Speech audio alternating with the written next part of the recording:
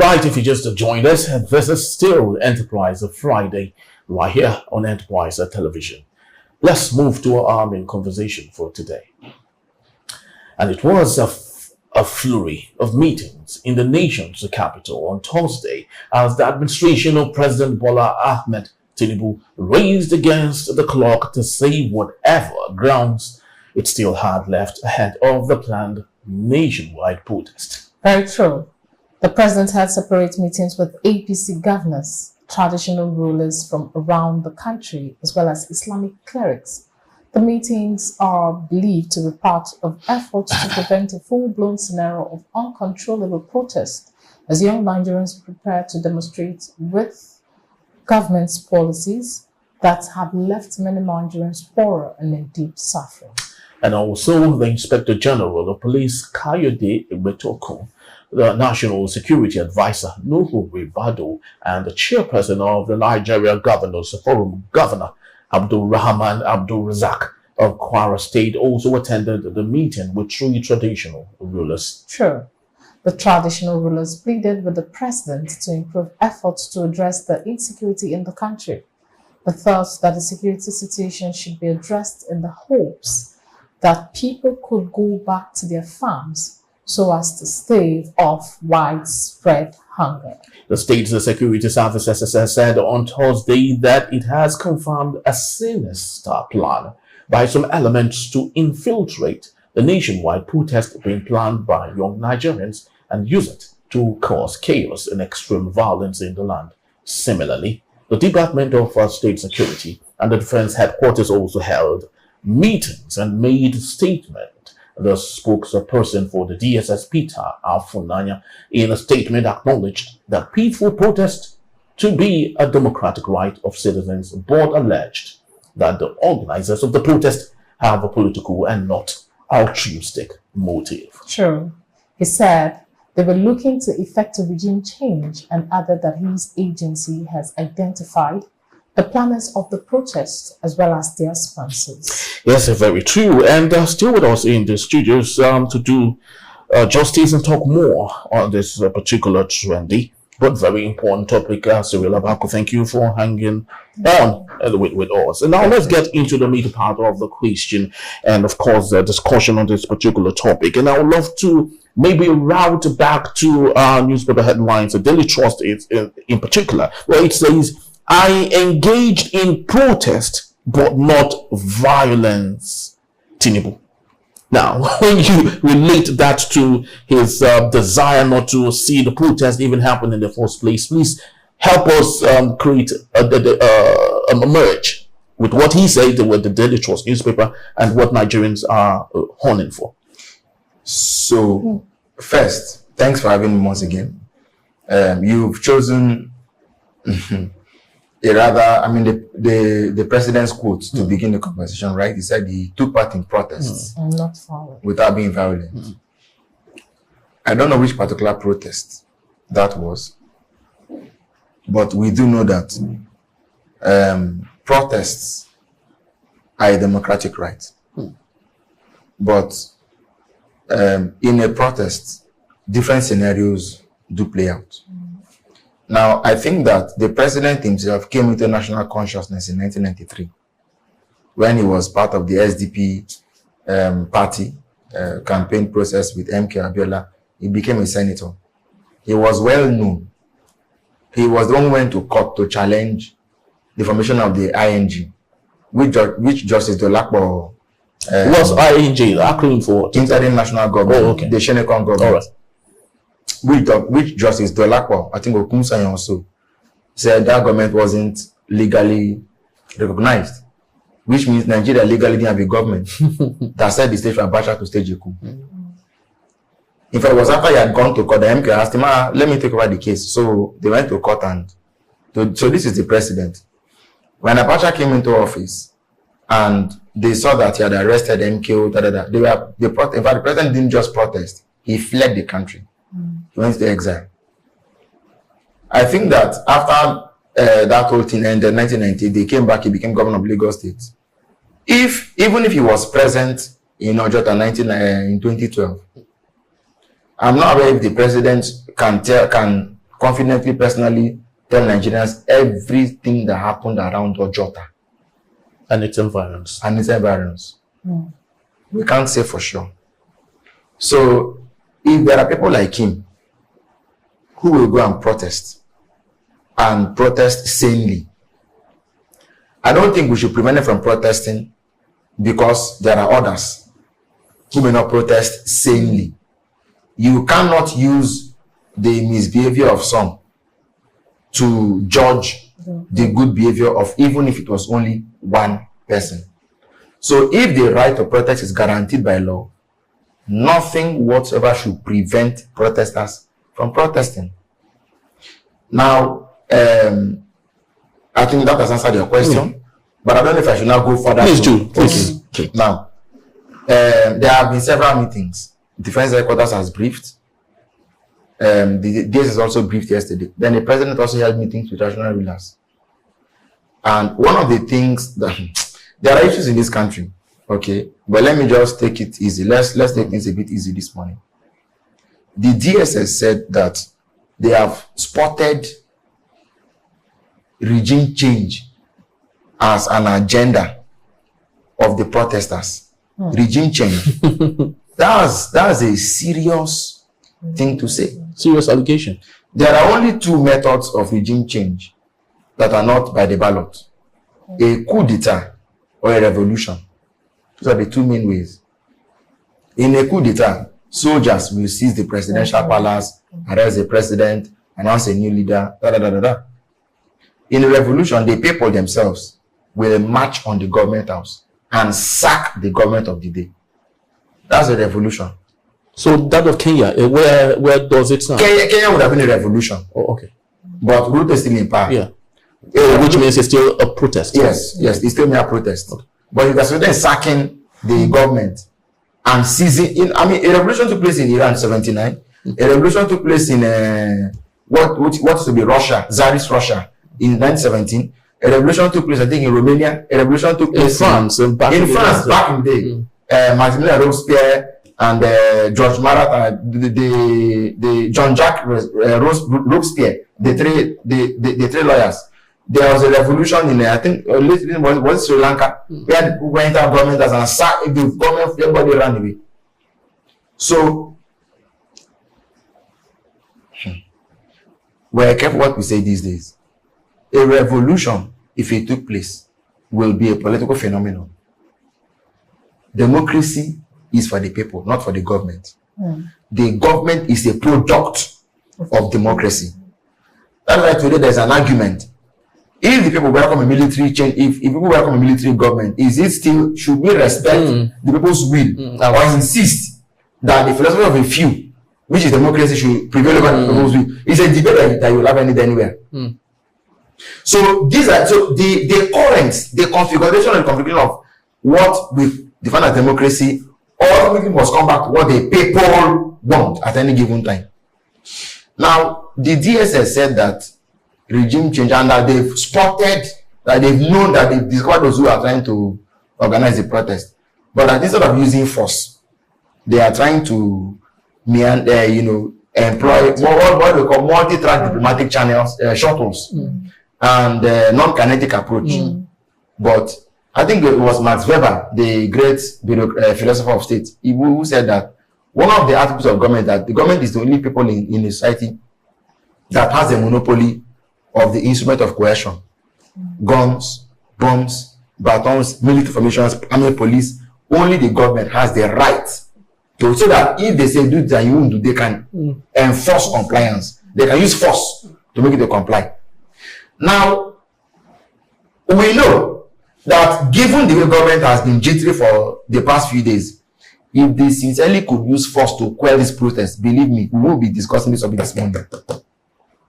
But it's a faceless mobilization. People don't even know. The people are united by hunger, united by deprivation, united by poverty. That was how the French Revolution took place. Over 200 years. People are united by the fact that they didn't need to work again. What do you want to tell me? Now, at this point now, sorry to cut you short. At this point now, where Nigerians are united by the hunger, the insecurity, and everything, don't you think that if they are given just a tip or a little, just like the thief in the Bible, that the person in hell that was like, let me just have a drop of water. Yes, the rich man. The rich man in the Bible that was in hell, he was like, let me just have a drop of water, just a tip of your finger. At this point, if the government should give Nigerians just a tip of a little water to quench their taste, don't you think they would actually change? Because if we tell ourselves the truth, the government thrive in our disunity. They thrive in our ethnic divisions. Don't you think they will, at this point, use this to hold us back and the purpose or the aim for the protest won't be met?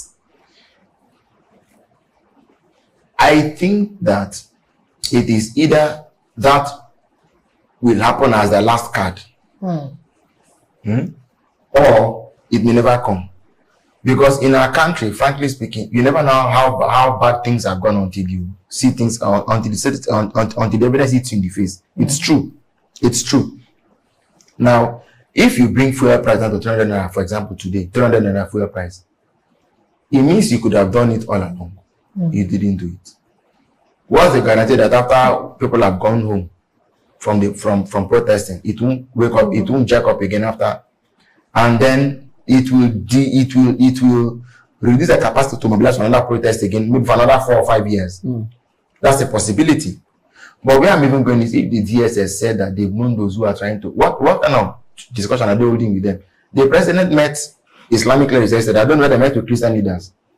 Islamic clerics. Traditional leaders. Traditional rulers. And frankly speaking as a Nigerian, when I saw those pictures, I was worried. It felt like they are still the ones talking to themselves. The president, the Sultan of Sokoto, then, I mean, come on. It looked like they're still talking to themselves. But knowing that it's a faceless protest, don't you think it makes at least sense to speak to people that you think they are might quell whatever faceless issue is? They are human beings. The people that protest are human beings. Now, two things can happen. There are other mid-level groups, okay, like student unions. But student unions are coming up to say they are not even interested in that. None, particularly. No, it's fine. It's fine. Student unions, market women associations, okay, religious leaders. Why? So maybe he will talk to the Christian leaders later. But it's not just the Catholic, the prelates and the primates that you should be talking to. I think that the conversation should go from people who are at the top level to those who are a little bit within the medium cadre. But again, the question will be, is that what we even need? Because so if you mean that you beg them not to protest, is that what you want to do? Because they don't listen. Government must make concessions. Look, it is not a bad thing that in our generation we're seeing government being put on its toes and being told that it can only go so far, it can't go further. Because if you don't stop them, look at what happened during NSAS and look at where we are today. What has changed? What has government done differently? At least there are no more police, fierce-looking police officers ravaging and picking because young boys up. It's like the police are the only ones who learned their lesson during NSAS. Yeah, they did. Now I think police are sufficiently be put on notice. They don't do anything anymore. But can you imagine that we are discussing that in 7 months, $10 billion went. That money was not stolen.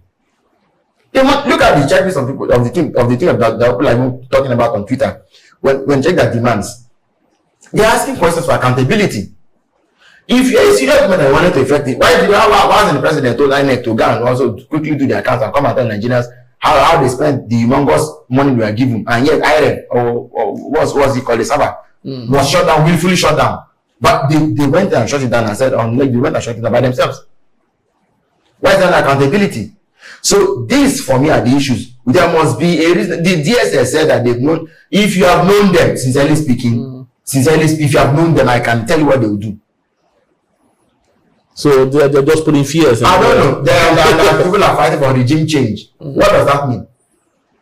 What does that really mean? The defense reporters came out and said they own that, and they were so petty. They said people that have AC in their houses, people that have smartphones, people that have cars. That They are the ones that that the protesters are planning to snatch the cars and smartphones. But at this point, Come on now. looking at how the sitting Chama, government please look. I've not had police say anything. If sincerely you are aware that people are planning to rob people, yes, maybe they've already started gathering daggers and guns and knives and things like that, you can start arresting them. You know what I mean? You can go in and say, how did you acquire this dangerous weapon? Begin to arrest them. You've not found anybody. They are just casting this. They are using experience to prophesy or to predict certain things to say, because during protest, they are telling you what the element that will be sent in will go and do there. You didn't even see during answers. People were ferried in buses to go and disrupt, to scatter. Yes, now they are telling you what the people that some people are probably being armed and equipped to go and disrupt protest. So they are already telling you what if you haven't seen it, they'll come after you. What does that mean? I've been using AC since. Why haven't you come to take this in my house? So these are honestly speaking, I think let's be more serious. What the ML of this is Zao said, he said, look, if farmers can go to their farms to go and farm, this food problem would have come down. Why can't farmers go to their farm? Why is government not able to rout the terrorists that are terrorizing farmers? Bandits. Why? Why are they able to do that? That's what the man said. The day of Agbo. Is it day of Agbo? Yes. Also said something similar. He said, look, we know you guys are not happy, but don't bring that. It's not bringing that. The politicians have done a lot to bring this country more than anybody has done. The leaders, politicians have done more harm than good to this country. What will they do? Two of the people coming to say, let's have a change. Do. The president has hired, look at the number of people he has hired as show advisors. Have you seen the list? The essays. There are so many. Yes. There are so many. Yes, I'm not giving any. There are people, there are people who are special advisors on community engagement. They should be engaging these people now. But aren't you worried that the president himself hasn't decided, or maybe he's waiting for the 30th or the 31st of July to do that? But aren't you worried that he hasn't come up to address the country? I don't know. Like maybe he's waiting to do it on July 31. But what to see if he can come trade names? Yes. Yeah. Sorry to cut you short. At this point, there is something that the government is scared of.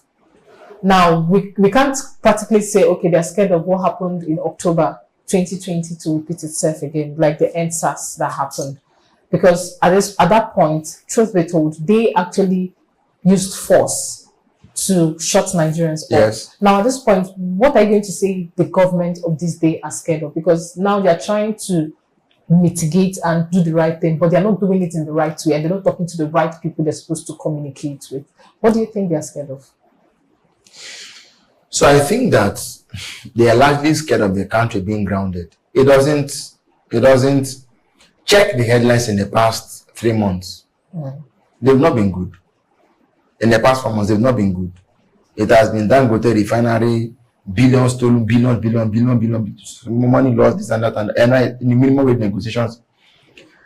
All of those are like things that are breaking down, things that are going bad that we need to fix, or we're trying to fix. There's nothing about a new path we are charting for national progress or something really significantly novel. Okay, there are no new ideas floating.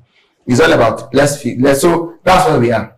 Now you want to add protests to the no government will take news of protests happily, because it can significantly destroy their legacy if they have any, destroy the record, and then when the country is grounded, I mean the consequences and parameters of whatever will happen are broad. Is when it begins that you live. You see what happened internationally.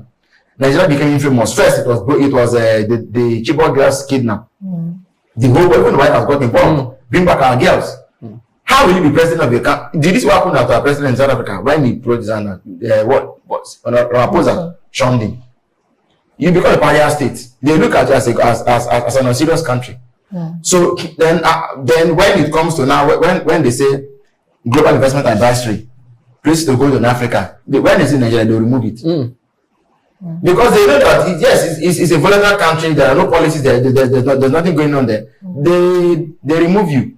When you become isolated, how will you now feel? Do you know? I was talking about you asked me about the consequences. What they're afraid of. Yeah. So when that begins to happen, no government in its right mind will be happy to have that kind of scenario, in which globally you become a byword for. You know, when we talk about Somalia, we use them as an example of how a country should not be. Yes, that's what you're going to become. You will not attract tourists. You will not attract foreign direct investment. You even when you want to do exchange programs in Africa, they will shun you. Big world players will avoid coming to Nigeria. That's what happens. And Nigeria had the Commonwealth Second General in Emeka Nyoko when the Commonwealth suspended us for hanging Kensal River in 1996. You know, so these are the kind of things that you have to begin to. Under Buhari, when they came up and said that, when they listed about 19 or 20 states they were unsafe to travel to, those are not good things at all. All right. So speaking lastly about government not in its right sense, do you think the Lagos State government is in its right sense when it has allowed the Oru Festival to hold from 1st to the 15th of August? Do you think the government it's in the right sense? This is what I'm going to say.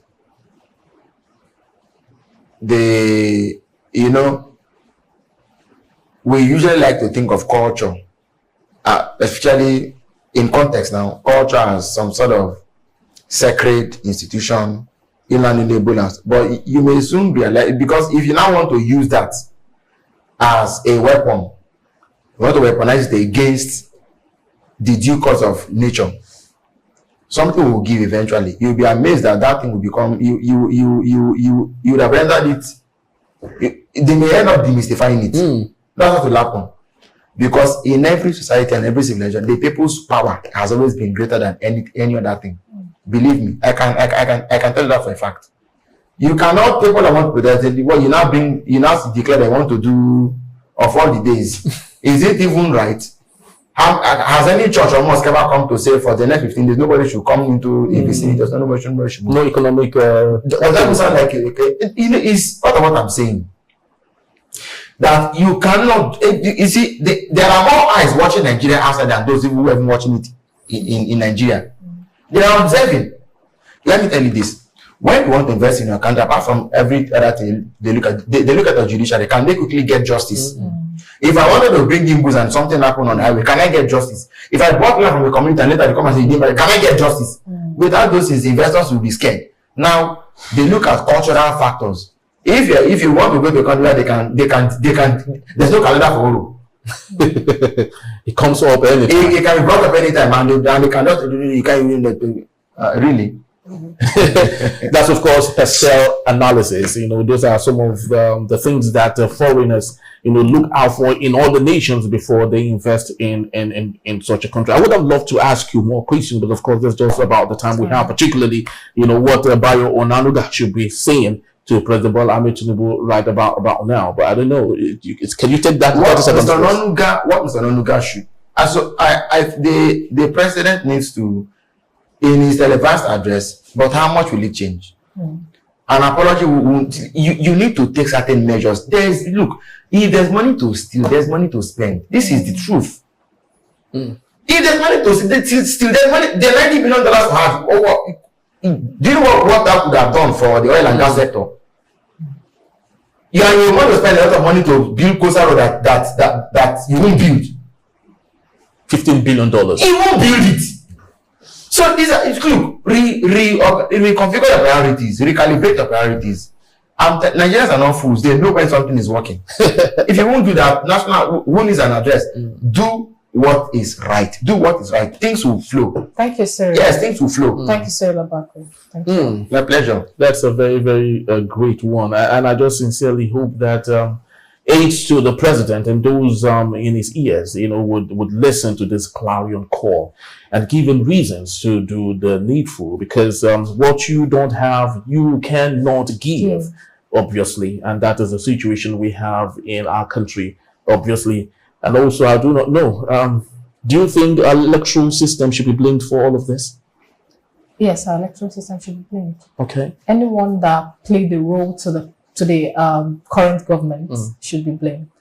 Those that didn't vote too should be blamed. And those who refused to vote. Yes. And those who refused systems that refused those who were supposed to vote. Yes. Should equally be blamed. Well, this is just about the time we have for our episode today. I'd love to say thank you to Cyril Abaku for being part of our show and also my pleasure. Making sense of this particular discussion. Choma, thank you so well. Thank you, Harry. For being a great co-host today. We'd love to say thank you to you also for being part of our show today and giving us your time whenever we call. But please do visit us.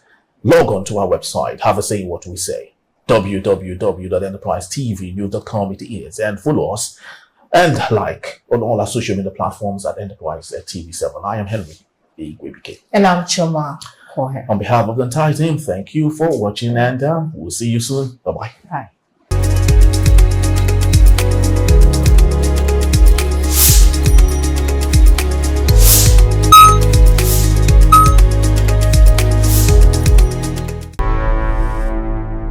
Enterprise TV, a tradition of truth.